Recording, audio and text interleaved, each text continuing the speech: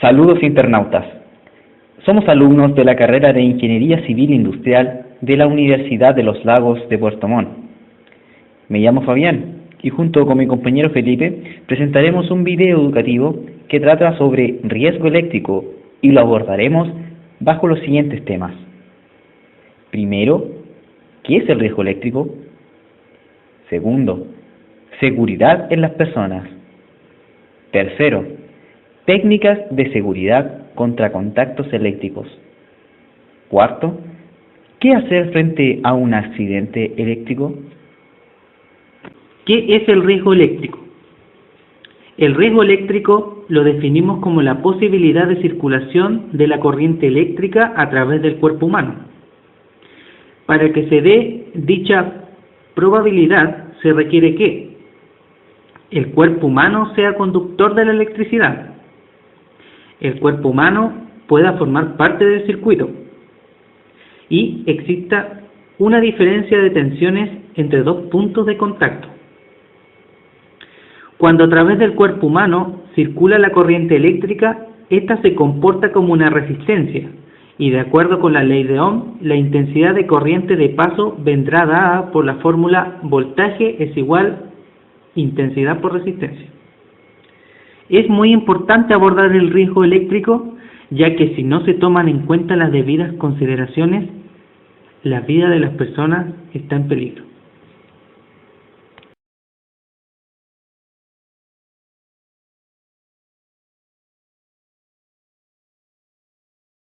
Seguridad de las personas. Aunque sea indiscutiblemente la energía más segura, la electricidad no deja de encerrar un peligro por su carácter invisible. Sus efectos sobre el cuerpo humano son suficientemente conocidos como para protegernos eficazmente. El riesgo de electrocución. Los efectos de la corriente eléctrica en el cuerpo humano dependen de dos factores. Primero, el tiempo de paso de la corriente a través del cuerpo. Segundo, la intensidad y frecuencia de la corriente. Estos dos factores son independientes entre sí, pero el nivel de riesgo será más o menos elevado en función del valor de cada factor. La intensidad de corriente peligrosa para el ser humano depende de la tensión y de la tolerancia del cuerpo. En la práctica, la intensidad se define a partir de una tensión límite, generalmente considerada igual a 220 volts. Esta tensión tiene en cuenta la corriente máxima que puede soportar un ser humano que posea una resistencia eléctrica interna mínima en determinadas condiciones. También tiene en cuenta la duración máxima admisible del tiempo de paso de la corriente por el cuerpo, sin efectos fisiopatológicos peligrosos. Aspecto fisiológico.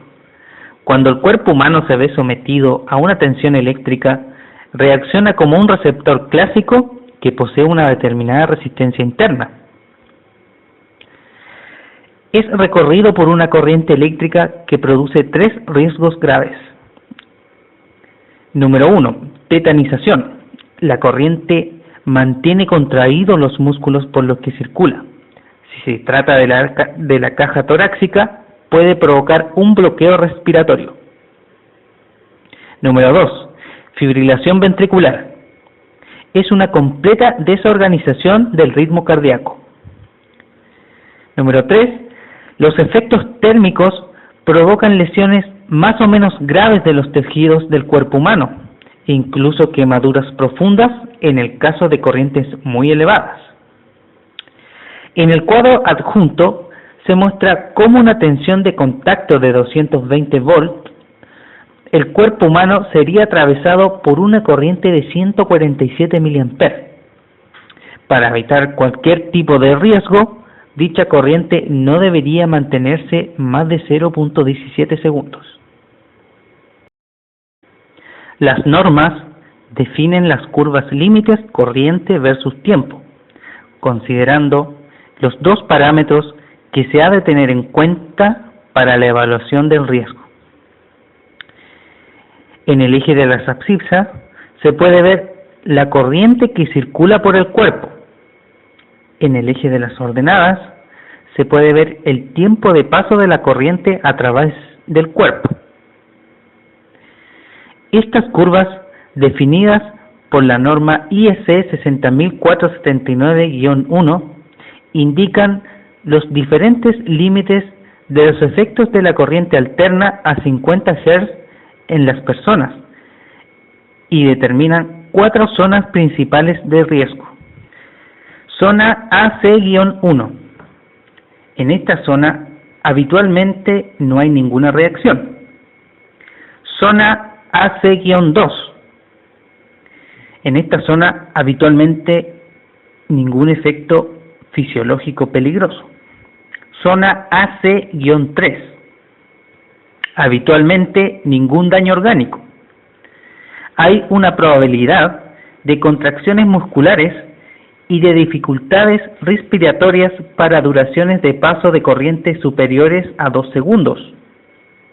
Hay también perturbaciones reversibles en la formación de la propagación de los impulsos en el corazón sin fibrilación ventricular hasta 5% aproximadamente, intensidad de la corriente y con el tiempo de paso. AC-4. Aumentando con la intensidad y con el tiempo, pueden producirse efectos fisiopatológicos tales como paro cardíaco, paro respiratorio y graves quemaduras, complementados con los efectos de la zona 3. AC-4.1. Probabilidad de fibrilación ventricular hasta del 5% aproximadamente. Zona AC-4.2. Probabilidad de fibrilación ventricular hasta el 50% aproximadamente. Zona AC-4.3. Probabilidad de fibrilación ventricular superior al 50%. Riesgo de contacto directo. Decimos que existe riesgo de contacto directo cuando una persona toca directamente una parte desnuda de un cable eléctrico que está sometido bajo tensión eléctrica, ya sea de un aparato, equipo o instalación. Generalmente esto se produce por imprudencia o torpeza o causa de un defecto del aparato eléctrico. En la figura, ustedes pueden ver que la persona se comporta como una resistencia eléctrica al tocar la parte desnuda del cable. Riesgo de contacto indirecto. Hablamos de riesgo de contacto indirecto cuando una persona toca la masa metálica por la que circula accidentalmente una corriente eléctrica. Generalmente se produce por falla de aislamiento del aparato o de la máquina eléctrica.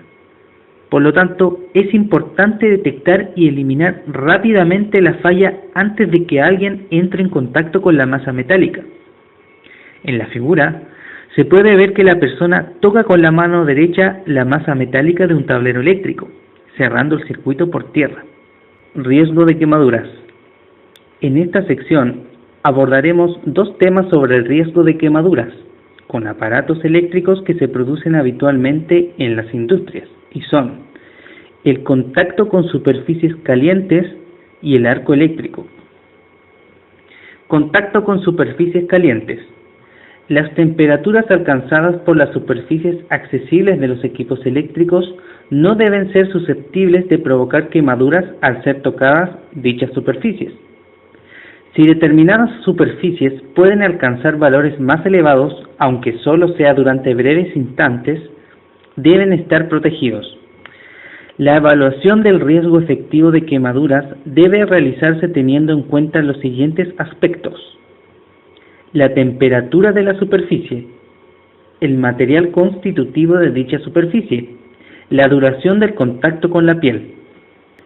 En la tabla se ven los valores recomendados de temperatura máxima admisible de las superficies.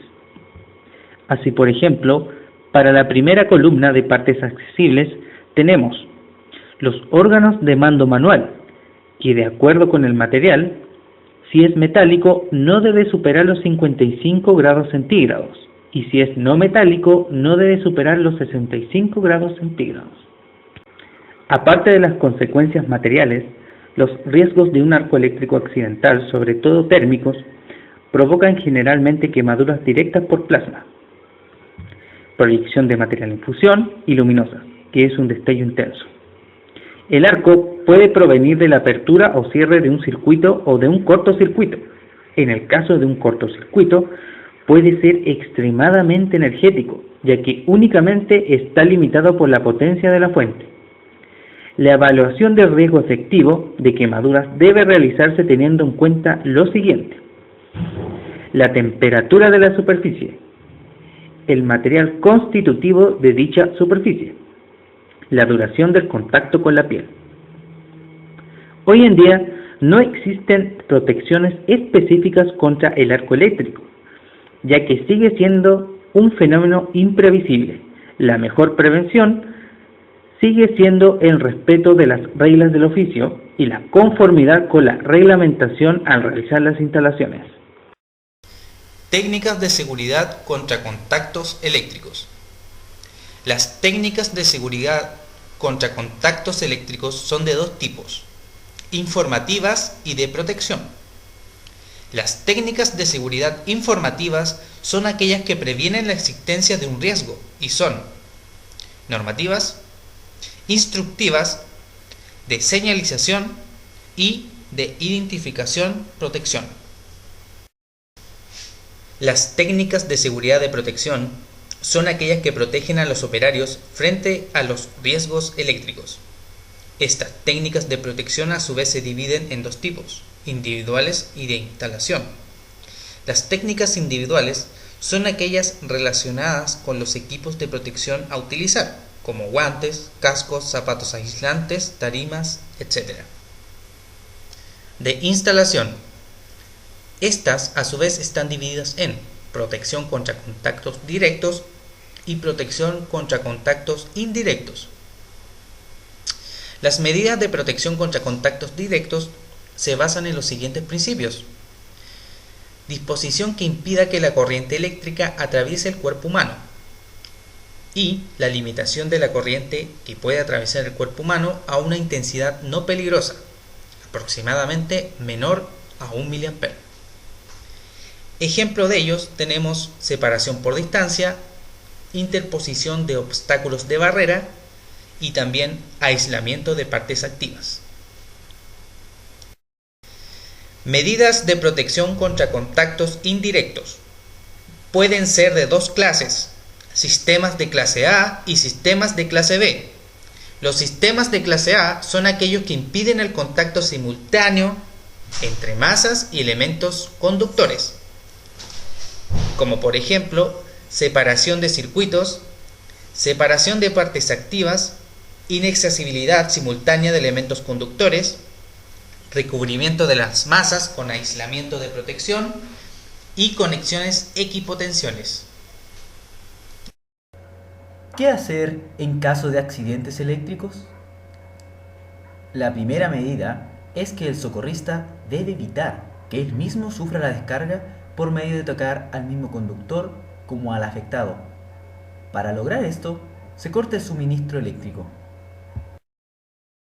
Cuando la tensión sea baja y no podamos cortar la corriente, entonces separaremos el conductor del cuerpo de la víctima con algún objeto aislante y recomendablemente largo, a la vez que nosotros estemos aislados del suelo. Una vez separada la víctima, avisaremos a los servicios de emergencia. En caso de paro cardiorrespiratorio, se deberá proceder a la reanimación.